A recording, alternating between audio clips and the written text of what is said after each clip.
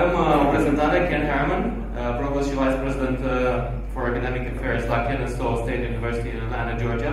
De fapt este Atlanta. Am I right? Atlanta? Okay. Am I there? Okay.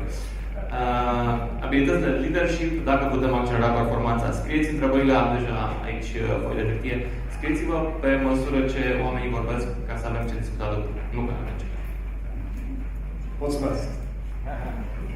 That's all I know. Bună dimineața. That's it. Good morning. One thing I'm going to say right away is that a lot of what Ryan said, I agree with, so we'll make it quick. But he said it more eloquently than I. But I want to just run you through a few things here. We're going to talk about can we accelerate success and performance, leadership skills.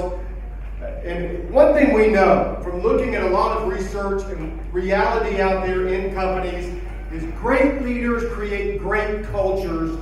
Great cultures drive great performance. We know that.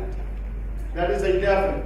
So we come then to the question, as Ryan mentioned earlier, as Adele mentioned earlier, we talk a lot about what is a great leader.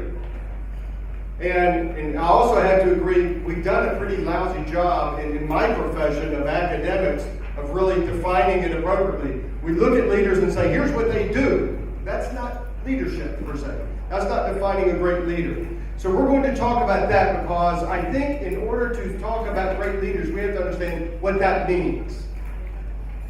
So when I usually come into a classroom of MBAs or executive MBAs, like it was, I'll say, what is a great leader? And we all have our own idea of what a great leader is. We often think of military leaders. We think of those who are charismatic, have a lot of charisma. They're tough. They make the tough decisions. I hear that one a lot. They're a commander. And again, military style leaders. We hear a lot about they have self-confidence. In fact, maybe too much self-confidence. A lot of ego.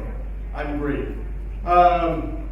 They're visionary. They have a big public personality. They're authoritative. These are the types of things we often think of with great leaders. Some of them are appropriate, some of them, quite frankly, are not. So, and also already Jim Collins has been mentioned. I love a lot of Jim Collins' work because he goes out and actually studies great leaders in great companies. What I loved about some of his work is that he actually went out and looked at 1,435 companies and he found 11 great leaders and looked at those. Yeah, it's not a good percentage. But we can learn so much from that. We can learn great things about that work. So anyway, let's look at it a little bit. Here's a really exciting guy. He doesn't look exciting, does he? I'm an accountant. He looks like an accountant. So this was Darwin Smith. I think it helps us to get an image of a great leader in history. This gentleman was Kimberly Clark. He was largely unknown. He was shy, reserved. He shunned the spotlight. He never felt like he was truly qualified for that job. Wall Street, the Wall Street Journal, Wall Street in general in the United States, they thought he was stupid. They thought he was a bad leader. They derided him. They said awful things about him. And guess what? One of the greatest CEOs of the 20th century. History shows that he's one of the greatest leaders that we have had. And in fact, when we start digging into the research and look at the results, here's what we find about great leaders. Some of these things still apply, but really these are the factors that we keep finding. They are humble. They have a low ego. It's not about them. It's about something else. They have a bigger perspective about life. Not just about the company, but about life. They are driven. We heard Ryan talk about that earlier. They have this focus on other people. Remember we talked about teams? They have this will. It's about driving results. It's not because I will become great, it's because the company will become great. That is a great leader. They also know how to connect. It's engagement. Again, a word that's been used earlier. So, the question this morning is, can great leaders be developed? Yes. That's not the end of the presentation. One thing I'd love to say is, great leadership is not about what you do. And that's too much of what we study, what great leaders do. Great leadership is about who you are as a person. So we don't train leaders. I like to say we don't train leaders, we develop leaders. There is a difference. But I think we have to, and I'll go through this quickly. We have to understand the psychology behind great leadership. That's actually what I have a lot of respect for what Hart does. They focus on psychology in leadership. And I've looked at a lot of their information. I'm very familiar with Hogan. And so I have to give kudos to what you do as well and the perspective that they take. What we find about us as human beings, that's what I want to talk about in a minute, is as human beings, we possibly, not all of us, but we possibly evolve. Get a bigger and bigger perspective. Early in our lives, it's about us, intra-person. Then it becomes about us and connections with others, and then it's about something larger. Let's take a quick look at this. Now I'm going to flash through these fairly quickly, so my apologies on this. I have a couple of my former students in the group, and they could probably elaborate during the break. Right? I see just grins. We as human beings go through various levels of consciousness in how we interact with the world. When we are very young, I think about, I have a 7-year-old daughter, and her world is different. She defines her world. She hasn't figured the world out. She thinks she has, but she hasn't. And so, in very early age, we're about that. Then as we get older, around age 10, as our psychology changes, and we started to observe the world, and the world is a little different, and all of a sudden we go, oh yeah, I got it figured out. And all of a sudden everything is black and white. And guess what? Some people never leave this stage. You've probably worked for some of them. And in fact, we find that leaders who never leave this stage tend to be very black and white, rule of law, win, lose, it's my agenda. Guess what? Oftentimes they're very good at tasks. I can give you an example of somebody I work with. I can throw him anything and he gets it done. Horrible leader. Mike Salvador knows who I'm talking about. My good friend from Kennesaw State. But understand, that is not a great leader. As we get older, all of a sudden it's about other people. It's about relationships. I have a 24-year-old daughter. Yeah, I know it sounds weird. And so, just don't ask. But as you get older and go late teens and 20s, guess what? Everything's about who you hang out with. It's about what clothes you wear. It's about what car you drive. It's about what kind of house you live in. All of those things. Your life is defined by those around you and about your relationships. The leaders who are at this stage of their development, and a huge percentage never leave this stage. A percentage of adults never go beyond this stage. They may be 60, 70 years old, but they're still at level 3, as we call it. These folks tend to be outside-in driven. I am too important.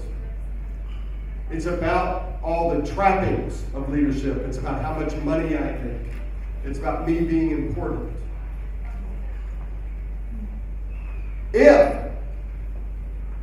I'm not going to go into all the detail of psychology here.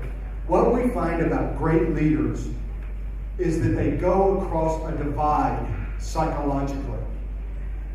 They go from inside focus, it's all about me and my relationships and my ego, and they go over what we call an effectiveness transition, over the stage and they go up to level 4. And what the research has found over and over again is that the great leaders who drive great performance are level 4 or level 5 people. Majority of people do not get to these levels. Pretty good percentage get to level 4. If you go to that level, you actually have figured out a little bit more about who you are. You don't have to be defined by the world. I am self-authored. If you're one of those rare, and this is less than 10% of the people, one of those rare people. Now, by the way, some of you talk about level 5 leadership with Jim Collins, good to great. This is a different level 5. What we find is there's a lot of correlation between the two.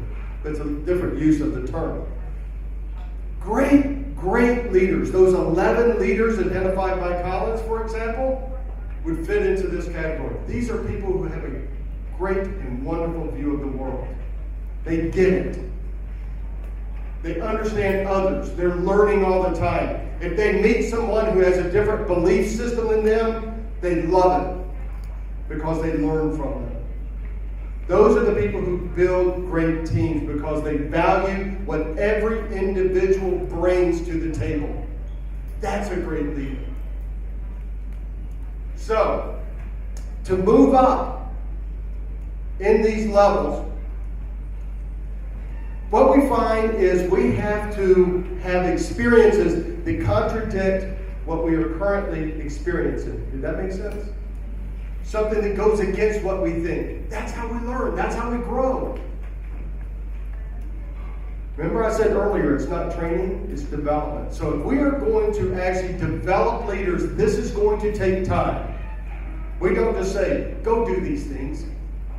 Go be a good person. Start that tomorrow. That doesn't work. We have to grow as people. We have to help others grow as well. So it takes time. Now, also we have to select the right people.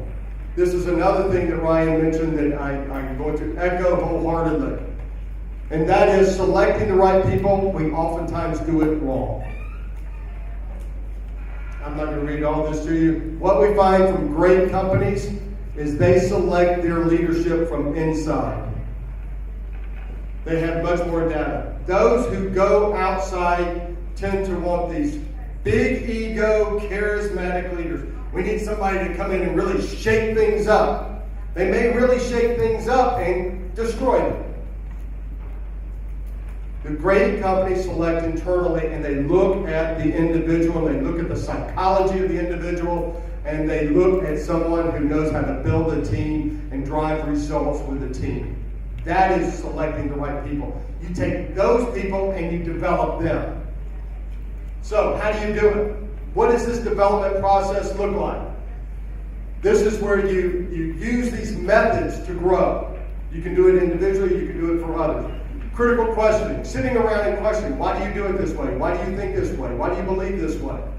Critical questioning. Dialogue in a safe environment. Get around people who think differently than you and really discuss things in a good, healthy way. We say in a safe environment, meaning that other ideas are welcome. Challenge these people to see a different perspective. One of the greatest ways to do that is to travel. For me, going and spending a lot of time in India was a culture shock and one of the most growing experiences I've ever had. Coming to Romania, I come to Romania quite often. It's become like a second home to me. I can't speak the language, but it feels like home. But people who grew up in a different culture, and I respect that, and I love it, and it helps me grow as an individual. So encourage writing life history. Reflect on who you are. Reflect on how you got there. Collaborative activities, role-playing, simulation. Again, things you can do with others to challenge your current thinking. And one of the greatest things we learn is that learn about growing is learning how to express gratitude. Thanking the others around us. One of the greatest things to look for in potential leaders, those who really appreciate what is happening around them and the people who are around them. Gratitude will change your life. So, in summary, we know great leaders generate great performance. That is true. Great leaders can be developed. We know that as well. Development, though, requires transformation of the individual. It's not about what they do, it's changing who they are. I think it's best to take a psychological approach and understand the underlying characteristics of the individual. And it will take time. What's the next? Thank you.